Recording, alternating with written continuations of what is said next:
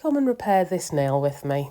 So this is Acrygel. I'm not going to take out a lot of bulk here. I'm literally just taking off the colour. I just need to be able to access it and take any lifting off, just to make sure that obviously we're not going to get any moisture trapped and it cause any greenies. And I'm not doing a fill either, because I'm going to be doing a fill on this client in a couple of weeks' time. This is just to repair that corner. Once I've done all of that, I'm going to cleanse it of any dust, and I'm going to use the tiniest bead of Acrygel, and I'm just going to place that in the crack. And you'll notice I'm using the tip of my brush there just to shape it. I'm flattening it down. I also go underneath just to make sure there's no little lumps underneath the nail. You can remove them with your e-file if you do get that though, so don't worry too much.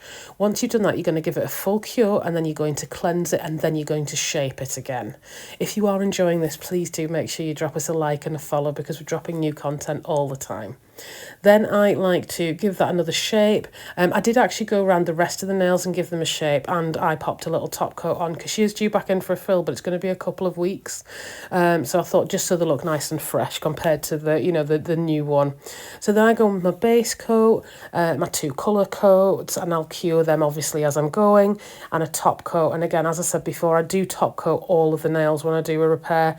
You don't have to, I just think it looks nice that they look kind of all uniform. The client said she felt like I had a fresh new set, so that was great. Thanks for watching. If you've got any questions, let me know in the comments.